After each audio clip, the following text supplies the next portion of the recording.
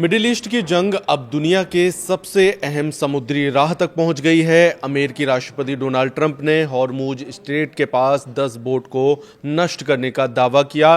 Trump ने social media पर इसकी जानकारी दी। उन्होंने कहा कि सभी बोट्स शिप को पूरी तरह से खत्म कर दिया गया और आगे भी ऐसे ही कार्रवाई जारी रहेगी। इससे पहले उन्होंने एक और पोस्ट में ईरान को चेतावनी दी थी कि वो हॉर्मुज स्ट्रेट में समुद्र के अंदर माइन न लगाएं। ट्रंप ने कहा कि अभी तक ऐसा कोई सबूत नहीं है कि ईरान ने हॉर्मुज स्ट्रेट के शिपिंग रास्ते में माइन लगाई है, लेकिन अगर ऐसा किया गया तो अमेरिका ऐसा जवाबी हमला करेगा जैसा ईरान ने पहले कभी नहीं देखा होगा। इसके बाद उन्होंने एक दूसरे पोस्ट में समुद्र में माइन बिछाने वाली 10 बोट पर हमला कर उन्हें पूरी तरह से नष्ट करने की बात कही। 33 किलोमीटर चौड़े हॉर्मुज स्ट्रेट से दुनिया में करीब 25% कच्चे तेल और 25% नेचुरल गैस का कारोबार होता है। सऊदी अरब, इराक, कुवैत और कतर जैसे देश भी अपना कच्चा तेल इसी रास्ते से दुनिया के बाकी हिस्सों में भेजते हैं। और अगर ईरान ने हॉर्मुज स्ट्रेट बंद किया तो Saudi Arab, UAE, Kuwait,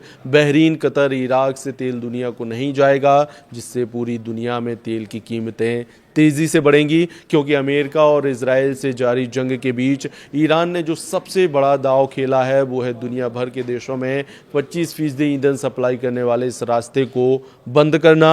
Iran की इस्लामी रेवोल्यूशनरी गार्ड नेवी के कमांडर ने जंग के बीच बड़ा बयान दिया है। कमांडर ने ईरान ने चेतावनी दी है कि ईरान पर हमला करने वाले किसी भी देश का जहाज हॉर्मुज से गुजरने का हक नहीं रखता। कमांडर का कहना है कि जंग की शुरुआत में ही इस संदेश दे दिया गया था और अब दोबारा साफ कर दिया गया है। अगर किसी को शक है तो पास आकर देख ले।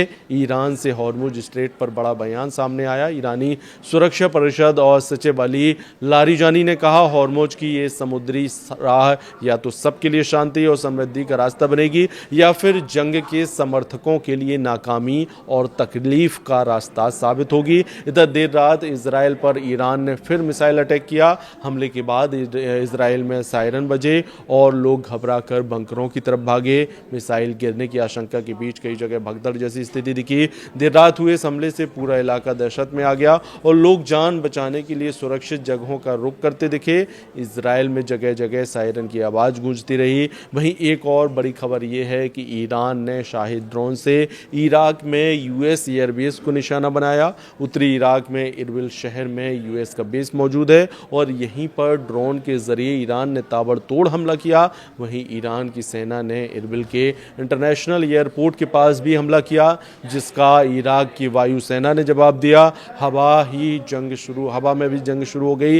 इरबिल इराक के कुर्दिस्तान प्रांत की राजधानी है। इस इलाके को कुर्द समुदाय का सांस्कृतिक और राजनीतिक केंद्र कहा जाता है क्योंकि यहाँ 93% आबादी कुर्द समुदाय की है। यानी ईरान ने अमेरिकी सैन्य ठिकानों को तबाह करने के नाम पर इरबिल हमला तो कर दिया, लेकिन हमला उसके लिए वॉर का एक नया फ्रंट खोल सकता है क्योंकि इरबिल पर हमले का सीधा मतलब हुआ कुर्द समुदाय के लोगों से लड़ना। और मौजूदा हालात में ईरान को यह दुश्मनी भारी पड़ सकती है क्योंकि पहले ही खबर आ चुकी है कि ट्रंप ईरान के खिलाफ युद्ध में कुर्द समुदाय को अपना ट्रंप कार्ड बनाने के मूड में है। यानी वो ईरान की दुखती रग पर हाथ रखने की तैयारी में है क्योंकि इरबिल पर हमले से केवल इराक का ही नहीं बल्कि ईरान में रहने वाले कुर्द समुदाय भी भड़क सकता है क्योंकि ईरान के कुर्द क्षेत्र समय समय पर सरकार विरोधी आंदोलनों का केंद्र रहे। 2022 में जिस महसा अमीनी की मौत पर ईरान में भयंकर प्रदर्शन हुए थे वो भी कुर्द समुदाय की ही थी। इधर बैरूत के दक्षिणी इलाकों में जबरदस्त धमाके हुए। इजराइल के हमलों में कई लोगों की मौत की खबर है। शहर के ऊपर उठता हुआ धुआं और जोरदार विस्फोटों की आवाज़ें तस्वीरों में साफ दिखाई दी। इजराइल और हिजबुल्लाह के बीच ये संघर्ष 11वें दिन में पहुंच चुका है। पिछले एक हफ्ते में लेबनान के करीब 7 लाख लोग अपने घर छोड़ चुके।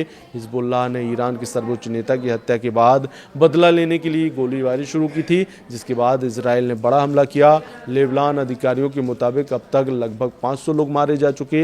मिडिल ईस्ट की जंग अब समुद्र, आसमान और कई देशों में फैल चुकी है। क्या हॉर्मुज स्ट्रेट अगला बड़ा युद्ध क्षेत्र बनेगा? अगर ऐसा हुआ तो असर सिर्फ मिडिल ईस्ट नहीं पूरी दुनिया की अर्थव्यवस्था पर पड़ेगा।